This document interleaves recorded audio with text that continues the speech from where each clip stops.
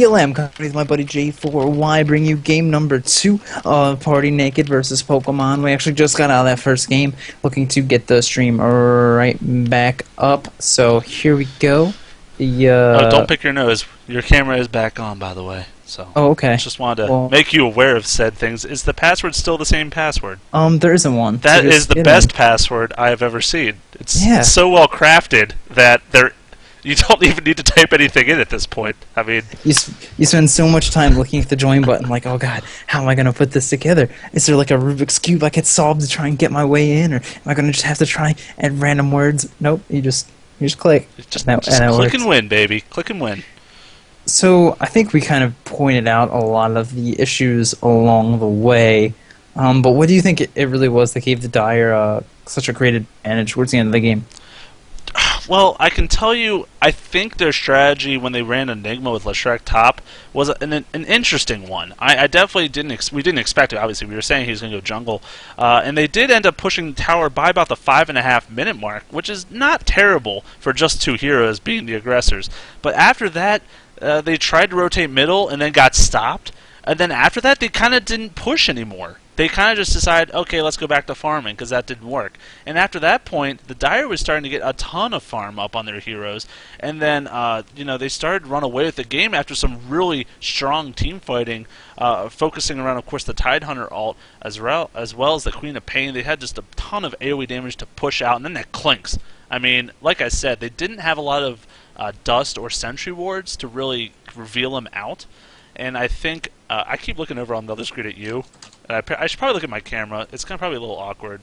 My profile here, got my little profile going. But yeah, I don't know. Do you think the Clinks was the problem, or maybe it was something else in the game?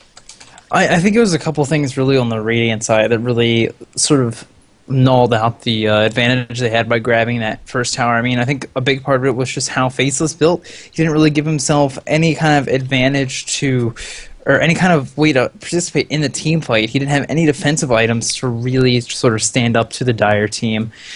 And there weren't really any good Enigma ultis that whole game. They weren't able to get one to catch a couple heroes in with support there. I think there maybe was one time where he grabbed several heroes and really allowed his team to a little bit of a chance to beat on them. But unfortunately, they weren't able to take advantage of those two heroes.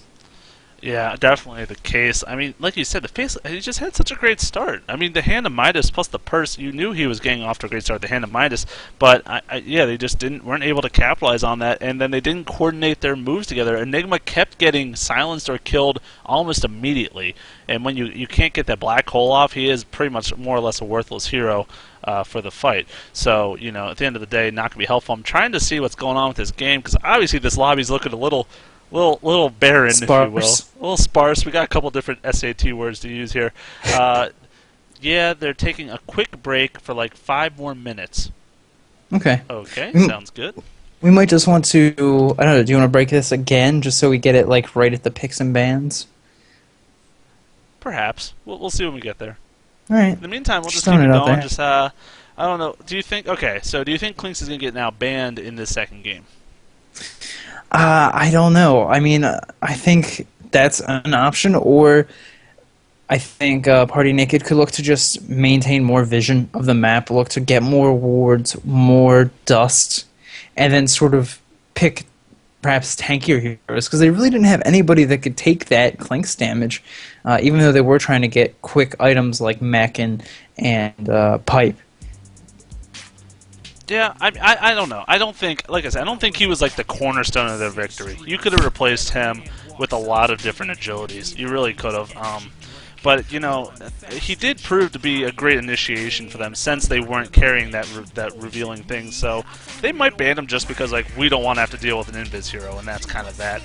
But there's a lot of different things you could take it. I think they are going to look to maybe ban Darkseer this game. I think he was pretty instrumental in not only stopping the Broodmother, but just keeping everything going smoothly for their team, setting up with the vacuums as well. And then the Tidehunter. Is he another hero that, I mean, he's not quite good enough to be ban-worthy, but he's like riding the line there with that Ravage. Yeah, I mean, he's a great hero, but I think if you're going to ban one of the other heroes in the game, it might want to be Windrunner. I mean, Vile played Just so ban her well. shackle. I mean, I just swear to God, I don't know how some of those latch. I just honestly, I think I saw both our jaws drop at one of them. It was just like, what? There's a tree back there? I didn't even know. Yeah, that's a painful ability because sometimes you see them hit at the funniest angles and latch onto something, and then other times you're like, "Oh, come on, that was dead on. Come on, For real. let's get real in here. That doesn't make any sense." But I'm actually, if you will humor my continued conversation I shall. with the Faceless Void, what items might you have gotten on him once you got maybe that quick Midas? For that game, the Battle Fury, I think I still might have gone Battle Fury, to be honest, because he was getting off to a good start, and I like how he can keep your farm going, like ramp up your farm that much more in the jungle, especially knowing that Enigma was not taking the jungle. And then like maybe getting someone to support it. But I definitely think I don't think I would have went Mask of Madness for a couple reasons. One, it does add that burst damage, but you take 30% more damage, which I think a lot of people don't realize when they look to get that item. You're like, oh, well, maybe I'll kill him on my current sphere and it's over. Look at that. He didn't kill barely anyone. He got one kill, I think, in the whole time he used current sphere. And then when he wears off, he still has the buff, or debuff, I should say, when that's over. And they're going to turn around and be like, oh, you're going to take another third extra damage on top of what I already do? And it's just going to fall. So I don't think Mask of Madness would have been the right direction there. I think actually BKB would have been a great option for him. There's nothing really on the opposite side of the board that would have really stopped him once he got that ability popped. I mean, yeah, obviously the Clinks towards the end was really starting to do a lot of just auto attack damage, but I mean, it would have stopped him from getting taken out by the Ravage, and then of course the ultimate coming out from the Queen of Pain, so it might have been another really good way to try and keep the team alive, keep him alive against the other team. Shout out to Dariath for fighting the laundromat boss with our podcast. It has proven pretty effective, or super effective with the Pokemon Masters, am I right? There you go. Use some Pokemon lingo up in here. Yeah, but either way, I don't know. I think that was Party Naked's strategy of like. I think one of their interesting strategies. I don't think that's probably how they might not normally play. Then again, I don't watch them, so I'm not going to say they don't do that. Maybe they're still going to push and go even crazier. Maybe they'll go 3 heroes in a lane to take it down. But I just think that running the Enigma was a mistake with the Leshrac. I think it definitely didn't pay off for them because they just took too long to really develop that strategy, and they let the Clinks just get way too fat at that point, especially getting all the kills. Like you said, that was another really important thing, was that he got a lot of those last hits, whereas you saw like Crystal Main get some here and there, and just some supports. That obviously is not nearly as helpful as the hard carry. Yeah, I mean, because you think if you would run Enigma in the jungle, he may have actually been able to gank bottom, maybe get some kills on Windrunner, who was actually pushed pretty far for most of the time.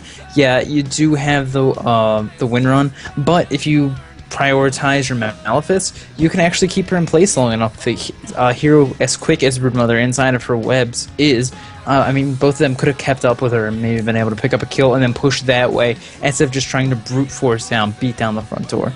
Absolutely. I mean, there's a lot of different things you could say. This could have worked, that could have worked, but at the end of the day, it didn't work. It wasn't even close to working, actually. It was pretty much the opposite of working. You could say not working. You could. You could.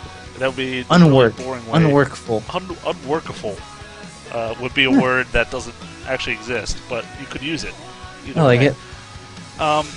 By the way, if you guys in the chat have anything like feedback-wise, like if our volumes are off, I know BDLM said he thought I was a little quiet, a little mouse-like, so I moved it a little closer. That's about the best I can do volume-wise, unless you want me to start eating it like a treat, which would probably sound pretty awful, to be honest. It would. But nonetheless, I also have my little music going, because that's how I, soothe myself in between games. It's also about 11:15 here. Not saying that's late, but, Some of us are waking up at 8 a.m. to cast a game. Okay, some of us are going to work by 8 a.m. I don't want to hear you. Sorry, you get to enjoy your time tomorrow morning, and I have to actually You know what? I'll just cast from the office. I'll just join in your Skype convo from my I phone. like it. I'll just be on the phone at work. They'll be like, "What are you doing?" I'll just start shouting at the phone, like, "Did you see that kill? That was amazing!" Those GPS reports are off the charts. Oh my. Oh Good my. times. Something like that. She's saying. Isaac has to restart Dota. Oh man. You know what actually was impressive to me? There was Isaac. no pauses that whole game. There was one at the beginning, I think. Oh, was there? Mm-hmm. I think I was just so blissfully like unaware because I was just happy to be doing a cast. But Yeah. there was no there was no big pauses. Maybe is that more accurate, or was it a big pause? I just maybe was that oblivious that it could have happened. I don't think it was the only like... reason I point this out is because we do a lot of scrims for that Dota Talk team, who are sponsored by. Shout out to Dota Talk.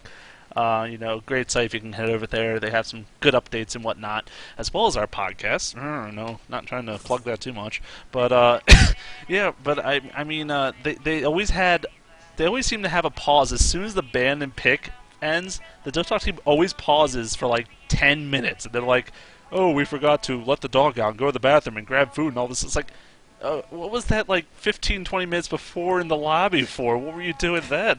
But We lost a player. We don't know where he is. we gotta find him. Send the search. Oh, Yeah. chocolate milk. That would be a wonderful thing to have at this point in time. Okay. I'm just letting you know. I'm reading the Okay. chat in game. I'm sorry. Okay, I'm just bouncing around looking at different stuff. So that's probably why I was a little... I'm gonna have to send you this splash and stuff. Okay. I forgot that I'm going to have to do that. Apparently, the viewers need to know that you need that. Tune in tomorrow 8 a.m. By the way, same Bat time. bat time, same bat place. Follow Bat us here rider on the place. Twitch actually, and you'll be updated when we go live. So every time we do these shoutcasts and as well as podcasts, you can join in on the fun. We like to have a good time with it. And like I said, BDLM's going to be doing it solo though. I will be working, but I have complete faith that he's going to do just a terrific job for you guys. Please feel free to be really harsh with criticisms on him. You can even send them personal messages to me somehow, and just let me know, and then I'll make fun of them for it later. Either way, sounds good. Yeah, they're all great. Like I mentioned earlier, I'm a little muted as it's a little late and the walls are a little thin. So tomorrow will be great though. I'll be yelling as loud as is possible at everything and everybody. Oh my God, tangos! It'll Did be he great. buy that healing salve? Whoa! Yes, I it'll did be not. great. I expected 2 mana potions, but he went the healing salve. Unbelievable play there. Throwing us off. Yeah, it'll be good. It'll be good. And Tuesday, our podcast, like you were saying that we weren't going to plug, but I am. So you know. True. Tune in for that. And oh yeah, that's a great thing to bring up there, Darius. Actually, you seeing that question? Yes. I think he's referencing especially the Join Dota, the tournament that's been going on, but as well as other tournaments around the league about how teams kind of just they don't bail, but they try to keep rescheduling because they're in all these different tournaments, and they end up having a lot of these schedule conflicts, and the games last longer than others, and some people have to let their dogs out more regularly than others. There's all these reasons that we're not going to get into, but I don't know. What's your opinion on that in general? Really quick, because the game's starting. Really quick. It's interesting because I think Toby may have mentioned this too. It's like it's hard to really hold people to a higher standard when you're not when they're not being paid, especially like salary. Like they're in this trying to get money or whatever. So whatever the $500 or whatever it is that maybe they're trying to enter in as a group of 5 people, and then whatever they're maybe coaches or any other people that they might have benched or something like that. However they have to divide it up, it's really not like a lot that they're getting out of it. So I mean, me personally, if I was going to sponsor a team, I'd be like, you guys are going to be there whenever. That's part of the sponsorship. But it's difficult to try and have to deal with this, and I kind of hope that this sort of gets up to a point where you can just be able to pay people money to play and then hold them up to those higher standards, both for the players, the tournament makers, and for everybody watching. But yeah, I remember there was one day I was waiting for like an hour for a game to start, and then it wound up like not even happening at all, and that's always Welcome to this weekend with this league. I really hope next week, and then there's no fault really, except for just like how it just got kind of rushed. But I think next weekend's gonna be a lot more organized with the schedule. So head over to the Reddit for the subreddit r/RDTL, and you can follow all of us. Subscribe to there. You'll see all the next schedules coming up as well as the caster links. By the way, I'm going to give shout-outs to the other casters really quick. Kawa TV, B4T3R, and Lala Raptors. Really great casters. You can find them all on the RDTL thread. All their post links are there. So I just want to give a quick shout out to them. They've been great as well. Everyone's kind of just building up, doing a good job here. But we're in the game. We need to start doing this game casting. So I had so many opinions. I'll share it on the podcast, baby. Don't hold me to it, though.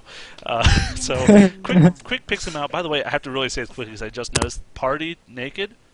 Yeah. They're all ponies. Are they ponies? They're all ponies. Ooh, I ponies. didn't even realize that. I I was didn't trying to either. imagine. I'm like, what are those things? And by the way, I do see the Pokemon now. The Snorlax, the Dugtrio, No, the Gengar. there you go. But anyways, Yeah, Doug Trio. That maybe was we the need to fish. get to the actual game. So bands actually looking almost pretty much identical to the first game here. Maybe not on the same team more or less, but they are still. You see, oh, there's the Darkseer now. Actually, Nature's Prophet, Brewmaster, and Darkseer banned out by Pokemon Masters, and they are first pick, by the way. And then you have Chaos Knight and Lycanthrope, the two, and then the third ban still up to debate. I'm still not feeling the Chaos Knight ban personally. He's definitely a strong hero, but I don't feel like he's so strong that you need to get rid of him and you can't fight him. Lycanthrope, Darkseer, I mean, those are definitely heroes that I agree. And actually, you're going to ban out the Queen of Pain, feeling that she did enough, and we're actually going to see an Invoker, the first pick from Pokemon Masters, and again, the first pick, Is Enigma coming? Leshrac for Party Naked. Is Enigma number 2? So, like, we got this. At this time, we're going to execute it perfectly. Don't worry about it. There you go. Hey, maybe he'll Stick go to in the strat. jungle. Maybe he'll go in the jungle. Maybe they're now head faking them because they're like, oh, we know what's coming, and they're gonna like send people in certain lanes and be like, ha, just kidding, Enigma jungle. What's up, fools? Yeah, I mean, that is a possibility. I think the Invoker pickup is also an interesting one. I mean, he's going to be able to sort of maybe even respond to whatever it looks like Party Naked decides to do, maybe hold on to that first level to see if he does want to go for the Quas Exort or Quas Wex build, one of which would give him a lot more team fight potential, while the other one would give him a lot more damage and some global presence. We're actually seeing they're starting to eat into their bonus time now for these next two picks, maybe a little thrown off by a repeat performance by Party Naked. They might even be wondering, you know, like, oh, should we pick up maybe a Tidehunter or a Windrunner just to deal with the maybe potential threat of seeing Broodmother again? Yeah, I mean, there definitely is a lot of options at stake. The Broodmother would be, I think, another pretty decent choice. Obviously a great pushing hero if executed to the proper standards, and he did a decent job holding his own in the lane. He actually was beating Windrunner one-on-one, I think, for a long time, but then Windrunner was starting to roam around, got a lot of kills with the power shots and just the shackles. I mean, obviously we don't have to say too much more about that topic because that was a bit absurd, but here actually you see the Windrunner and Titan are now picked up on their team, so obviously really loving to have that Tidehunter, and just once again another super strong hero. I can't really say it any more times than I have. If I'm Cypher X, I would probably pick Windrunner every single game that she wasn't banned out, and Vile would just probably get so upset because, like, you guys always give me Windrunner. We're like, oh yeah, no, sorry, accident. That just happens to be how it turns out. No, it totally would. But we do see actually a different way to push, and I do like this. The Shadow Shaman actually really an awesome pickup once he hits level 6. Really strong pusher, but before that he actually has a lot of crowd control and damage, so another great choice there. Yeah, absolutely. I'm kind of glad to see a little mix-up of their strategy. You know, I mean, like you said, Broodmother's still in the pool, though. Might get banned. We have 4 bans to go. Not exactly sure how they're going to go about it here. You see Venomancer once again banned by Pokemon Masters. They did that last game, and we've said how she can be he, I guess it's a he, will proven to be a really effective support because he doesn't need farm to use those wards to really help the push out. And, you know, obviously he's really good. And then there's the Broodmother banned, so they don't want to have to deal with that this game. Those are 2 really strong pushing heroes, so pretty good selections to ban out there. Yeah, and Earthshaker actually on the other side of the board, as well as the anti-mage. So they don't want there to be that strong push potential, or strong carry potential, pardon me, in the later part of the game with the anti-mage. And banning out Shaker is actually a pretty decent decision, especially when you consider that Enigma is going to have all those Eidolons that are going to force that Echo Slam out even further and continue the chain of damage. Yeah, absolutely. And another strong hero. They could go a different. I mean, let's think about it. They still have Morphling on the board. We haven't seen him yet because he was banned, but definitely I think could fit really well in this Radiant lineup. Just keep the farm up. Waveform can clear waves pretty easily as well. Initiation-wise, be really effective. Replicate, obviously, very useful as well. A lot of different options there, so maybe going to be used here, but I don't know exactly how they want to run this strategy. Enchantress, okay. That's a little. It's not off the wall by any means, but it's definitely going to give them some pushing power of their own, which is really nice to have considering they didn't have a ton of it in the first game. Well, I think what's even more important to point out is they now have two redheads, and we all know that that is very strong. I mean, come on, if they pick up Lena, I'm pretty sure they're Oh, that's unstoppable. game. You might as well just forfeit right GG. at the beginning Throw in the because towel. You can't do anything at that that team point. it's a bunch of baldies more or less. I mean, no hair is so much worse than red hair. So much worse. Of course, yeah. Um, but yeah, I definitely. Besides the fact they have red hair, and like I said, another effective hero, Dazzle. Okay, it's an intriguing pick just because of the pure Shadow Weave healing potential to keep the pushes going. I suppose, pretty effective as well as obviously keeping someone alive with was it last word? Is that Did, no, that's not Shallow Grave. Shallow Grave? What is last word? Riki Maru Morphling Morphling. called though. J4Y still Morphling. stands strong with his picks, but Ricky. What do you think about? How about Ricky? What do you think about Ricky in this lineup? I no, I'm still thinking. No, see, I can't. I gotta process these things. Yeah. I kind of like it. I mean, once he gets to the Fusel Blade, he's gonna be able to just tear people apart, and I think he is actually gonna actually put Pokemon Masters in the situation the Party Naked were in the last game. I mean, now that they have the Invisibility Hero, Pokemon Masters are gonna have to stay up on the boarding and the dusting. They're going to have to try and keep tabs on that Ricky Morrow. And now that he has a Dazzle with him as well, he's going to be very difficult to take down. They're not going to be able to burst down the carry like they were able to do to the Faceless Void in the last game. So, very interesting there.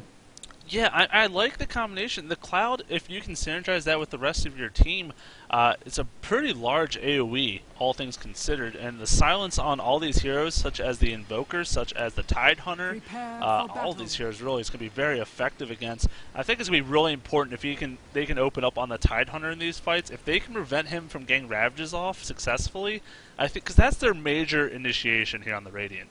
Without that really getting popped off, they're going to have to depend on just the pure strength of their heroes, like the Invoker and Morphling, to do a whole ton of damage. While in the meantime, the Dire, you have the smoke screen coming out from Ricky, you have the Black Hole, you have the wards from Shadow Shaman, especially if he gets a blink somehow, if he gets a really quick blink dagger, that's an amazing initiation you can pull off. So I think they have a lot of different options. So initially, I want to give the advantage to the Dire here.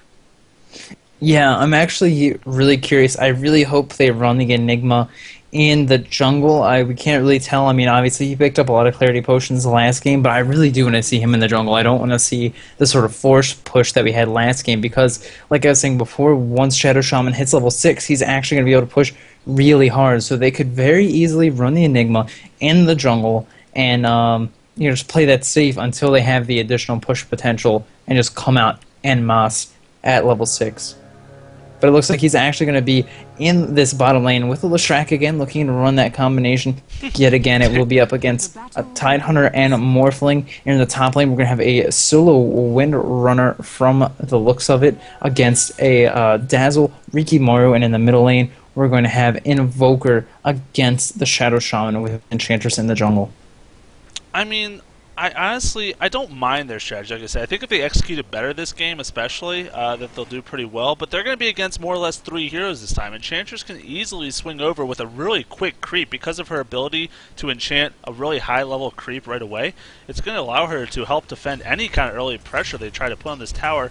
But then again, you have to look at Morphling and Tide, very low harass or low range here. Morphling with his really small auto attack range of only 350. Tide Hunter, of course, a melee hero. Look at it, half health Morphling from just a couple auto attacks from these Eidolons and the heroes, so they have a lot of pressure they're going to have to deal with. I think the other thing that I would really like to see, I mean, we haven't seen Invoker put his level 2 yet, but it looks like he might try and go for Quas Wex. If he did go for Exort, that would be an additional gank tool to use here in this bottom lane, and that'd be really effective considering that both Leshrac and the Enigma are relatively squishy heroes. Yeah, but it looks like he's not going for that. Yeah, like you said, he already has the Quas. I mean, yeah, level 1 is pretty hard to tell how he's going to build the rest of the game, but just usually if you think he's going to be more globally involved, he will go for that Exort and get that Sunstrike just really quick at like level 2 to help around. But maybe he's more interested in just making sure he has complete control of this lane. Like you said, he has a ton of health regen, already at 4 just from his Quas stacks up here, and he's going to just keep putting pressure on Shadow Shot. Yeah, he's cooking him up, and making a nice stew out of him, adding some carrots there. Just going to easily win the middle, though. I mean, he's already got the Shadow Shaman down to half health, and if Shadow Shaman doesn't get a quick bottle, he's going to be in a lot of trouble. First Blood comes out. I completely missed it. Now Leshrac definitely in a lot of trouble. Going to fall as well. Double kill for the Enchantress. There, you said it earlier, man. I mean, the Enchantress being in the jungle, she grabbed a creep really early, got that Troll Warlord with the net, was able to get that early kill really easily. So, I mean, there you have it, and there are no wards down here to watch it. And a kill middle on Shadow Shaman, too. Invoker with, may I add, a Blades of Attack as his first item. Very peculiar. Never see that kind of build. So it's going to go really quick phase boots. Maybe he could buy a bottle. He has 600 gold, so it's going to be interesting to see which he goes first. If he does go phase boots too, that means he wants to keep the pressure up constantly on this Shadow Shaman and just easily out harass him. You're going to see the Ether Shock come out here to harass Invoker, but he's got 4 health regen, so that's barely going to affect him unless he can keep doing those kind of things in succession. Yeah, a little bit of harassment here in the top lane as well. Rikimaru sitting on 10-0 creep score. It looks like he is actually leading the game right now with the Invoker and the Enchantress actually behind that at 8-0 and 8-7 respectively. So this Rikimaru is actually setting up to do pretty well in this early game. He has a poor man shield now, so that harassment from the Windrunner already diminished. He should be able to set himself up pretty well. Absolutely, but now the Dire, I mean, they're just in a lot of trouble, I think, in the bottom lane. Because they can't, first of all, they're not even doing a great job pushing, and even if they do, like you saw them push, they don't have any ward vision, they don't have any coverage, so that Enchantress could easily just come back and take them out again. You know, they have a lot to be concerned about here, so this strategy, I'm not sure if it's going to be the best. Enigma, then again, if you switch to the jungle at this point, though, that would leave Leshrac out to dry, more or less, getting pretty much no farm. Yeah, I mean, they may have wanted to switch these lanes around a little bit, you know, like we were saying, or like I was saying earlier, when see Enigma in the jungle, I think the Leshrac could have done just fine against the solo Windrunner, and then if you would have just had Rikimaru and, you know, maybe not the safe lane, but it would have been up against a dual lane, they might have had a better chance fighting against the Morphling and the Tide Hunter. Phase boots finish on Invoker, no bottle. So obviously looking to just keep constant pressure on the Shadow Shaman, and easily going to outlast hit him probably unless he uses the Ether Shock. You know, going to be very easy time. He's got the Wex, maxing out the Wex first for the attack and movement speed. Look at this harassment coming out now. 3, 4 hits, getting him down to half health with just 4 auto attacks. I mean, that's just way too much pressure for him to deal with alone. And you see Dazzle now kind of swinging over to middle, maybe going bottom actually for a push. It does actually look like that is what he's doing. Or is he going to just ward? He's got a couple different options perhaps. Yeah, very interesting. Looking to try and roam around. They might actually try and look to get into this jungle and gank Enchantress. We'll have to see. Oh no, okay, he's going around here. He's going to place a great ward. Invoker in the meantime, killing Shadow Shaman again with the phase boots. That's going to be 2 quick deaths for him, and he's falling substantially behind. Now a ward does come down. That is going to help them so much against Enchantress. Poison touch is going to come up here. He's going to use the Wisp, so the heal's going to be way too much. Leshrac getting just absolutely dominated. The waveform doing huge amounts of damage. Going to kill 2 heroes. Another double kill for Enchantress. Are they going to have the ability to kill this Enigma? Waveform's going to be up in just 1 second. Oh my gosh, the nuke coming out from both the minion and the gush. Going to be a kill for Tidehunter, 7-0. Things are looking pretty grim here. 8-0, Windrunner getting a kill on the Ricky. What's going on? Oh, wow, that is kind of crazy. The Radiant to a great start here. I bet he landed a shackle. It is a possibility. Yeah, I mean, you know, maybe it would have been smarter to just have the courier here run those wards down there to have those placed instead of coming all the way down from top lane. And then, yeah, I mean, it's probably not all that likely that you would see a Windrunner pick off a Ricky Maru, but unfortunately left him there solo and he wound up falling. So, yeah, 8-0. It's going to be really hard for the Dire team to try and come back at this point, after especially Morphling now also has been involved in a couple of team plays, picking up at least the experience and some assist gold. Action's kind of happening bottom, but not really. The Morphling is just level 5 here, and so is the Tidehunter compared to 2 level 3s. I mean, they're just so far behind experience. Speaking of which, 5,000 experience lead for the Radiant.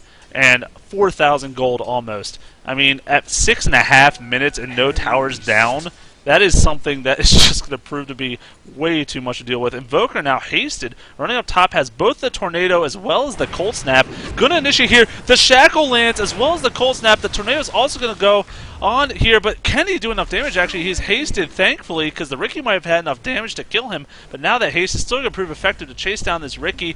1 auto attack, 2 auto attacks. Here comes the 3rd, the 4th, but no, it's not going to be enough, and the Dazzle is going to ensure that he survives, but no points in Shallow Grave yet, so that still could have been a kill if they comboed off all their spells correctly. Yeah, just a little bit off level 6 as Ricky Maru is probably going to get one more creep kill and finally get that invisibility, which will help him out a lot, I imagine, against this Windrunner, being able to just sit and wait and pick up the last hits very easily to ensure his farm. I mean, he still does have he still does have the highest creep score in the game, 32 now. The next closest person is the Enchantress on the other side with 28 and 27 on the Invoker, and wow, Enchantress sets up a mega kill. Just doing a great job roaming around and putting up a lot of support. This poor Shadow Shaman. Enchantress doesn't even have a creep unless it died to the tower. I can't say I was watching the action, unfortunately. But this Shadow Shaman just having way too many issues in the middle. 0-3 with 10 creep score compared to a 29-12 Invoker with 2-0-1 record. I mean, it's just falling so far behind. The only person, once again, and it feels like this happened last game as well, but the only one really having a decent time is the carry, being Ricky, in this case, 37-12, leading the creep score. But the rest of his team just having so many issues, I don't know if it's going to be enough for them to have any sort of comeback. Yeah, I mean, the best he can do right now even is just look to assemble some boots. He isn't anywhere near that big first item that would really help him out. Maybe some action bottom. They look like they want to try and go in on this Enigma. Yes, the Gush will ensure the first kill, and then Leshrac will go down to the Morphling Tidehunter and Morphling H. They're picking up a kill. The Eidolon's not doing enough damage on the way out. So 11-0 now. Unfortunate. You know, they're being actually pretty aggressive too. And look, I mean, the Morphling's actually pretty hurt, but he can just, as you see there, morph his stats in the favor of strength to ensure he survives. I'm actually looking for him probably... Oh, he didn't pick up Replicate yet. I was going to say, Replicate the Tidehunter, go to base and heal, and then snap right back to keep farming the lane. A very common strategy used for Morphlings, but I guess he's just going to stick around. Doesn't need his mana to farm, obviously. Auto attacks will do the trick. So just meanwhile looking around here, Windrunner has decent farm, actually does have sentries, and I believe one was dropped. Yes, so they have in for Ricky Maru setting up the middle lane with the Shadow Shaman. The cloud goes down, the shackles go down. Will it be enough? Just barely, not enough. Oh, the tornado. Oh, beautiful. the tornado is enough. EMP also will come out. Ricky Maru getting really low with a cold snap. No one will die, but a good attempt there from Party to try and set something up in the middle lane. And I'm not going to say it's completely the fault of his skill build, but he does have backstab maxed out over the Blink Strike, which can be detrimental. I mean, it's a 20-second cooldown compared to a 5-second cooldown, as well as increased damage every time you land backstrike. So while he was doing an additional 0.75 of his agility, he doesn't have much agility at this point in the game. And actually, initiation now, before I keep going on that train of thought, Leshrac taking way too much damage, but the Dayball Gate's going to come out. No, it's not going to be enough. Morphling does get the last auto attack off and is going to ensure the kill. Another great kill in this bottom lane. I mean, just all around 13-0. Now, meanwhile, Ricky going to get picked off with the Tornado, going to fall. Dazzle's now in a lot of trouble. Shackle's not going to land, but he doesn't have Shadow Grave. He's going to fall as well. 3 heroes dead. This is 14-0 at the 10-minute mark. Yep, it's going to be hard to try and come back from this. There's only so That's much as for cash as we sure. can say about this. We want to keep a hopeful, positive outlook for both teams. We really, Hmm. honestly do. But when I pull up this gold graph and see about 6,000 gold difference, as well as an almost 10,000 experience with no towers pushed down, and all 14 kills being on the side of the Radiant, it's just hard to see any chance of a comeback. The only way I can foresee it is if Ricky gets a lot more farm and just stops dying, and Enigma initiates with some amazing black hole with a smoke cloud on top of it.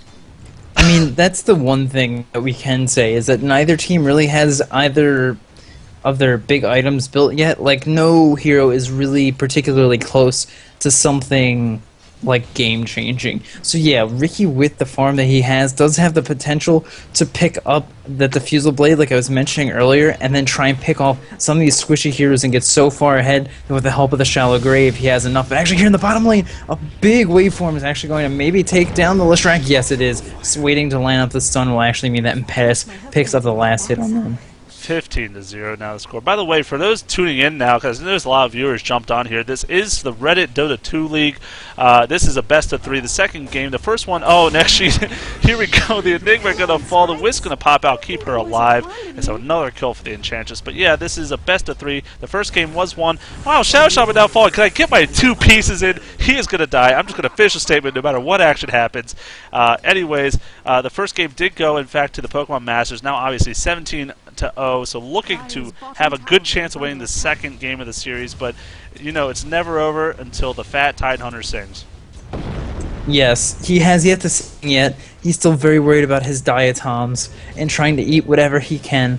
So, still working on that voice, but yeah, so far, I mean, the other thing to note here too, still trying to be friendly towards the dire side. They haven't lost any tier 1 towers either.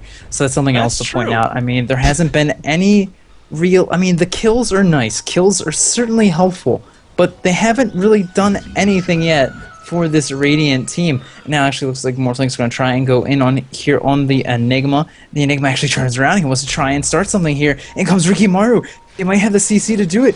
Will the Shadow Shaman be able to get something off? He does. And now here you go. Here might be the first kill. Will they be able to get it? Leshrac using the Diabolic Eater. Ricky does pick up the very first kill for the team. Come back. But, oh, big Tidehunter Ravish. He will actually just swing and hit down the Leshrac to continue this. The Invoker wants to go in, but now Ricky drops a cloud and he wants to try and attack the Tidehunter. The Malefic's getting used, and there you go. One more auto attack. Ricky picks up the kill. The Enigma goes down as well, but now Ricky has to try and get away himself. Here comes a Shackle, though, from the Shadow Shaman. The jump from the Ricky. Are they going to be able to take him down? One, maybe 2 more auto attacks will be enough, but no, only 2 points, and the Blink Strike means they will not be able to keep up the chase.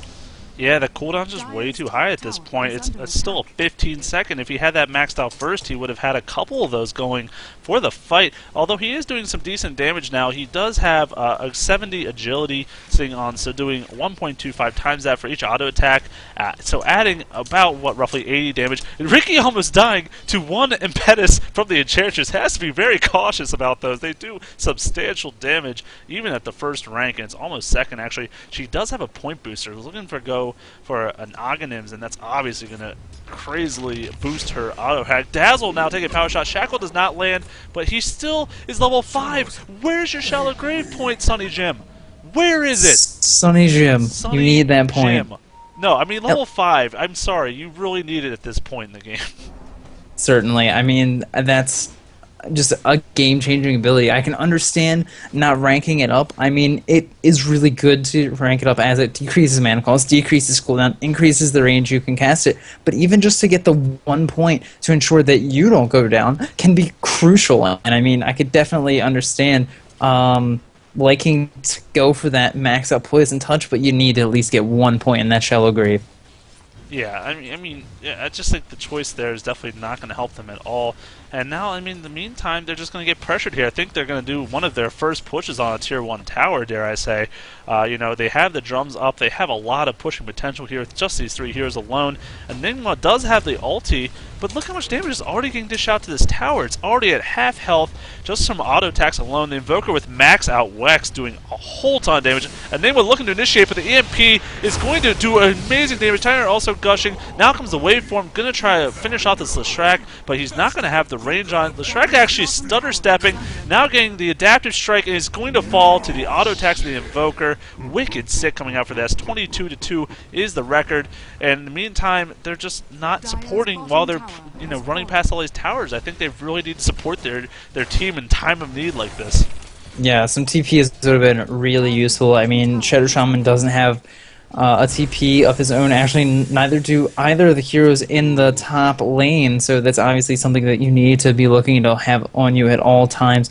And, this is something interesting too. I mean, Shadow Shaman actually drops his wards in the middle lane to try and fight the Enchanters by the looks of it, but now they're going to do nothing. And I was just about to say he hasn't used those at all to try and get kills on tier 1 towers. The Dire team that was so antsy to push in the last game has done absolutely none of that this game. Yeah, it's just really unfortunate. Now the Radiant going around the Roshan pit, they're thirsty for blood at this point, man. They're just looking to get any kind of ganks they can. Pings coming out from Ricky about the wards like, dude, did you seriously drop those there? What is the deal with that? Actually, probably not the case. But either way, now you see, look at all these heroes. 4 heroes mid. They're looking to push down another tier 1 now, and Enchanter is not even concerned with getting any creeps of her own. Just looking purely to do a ton of auto attack damage, and she sure can bring that, as well as enchant to slow down the people in Wisps to keep the push up. Here we go.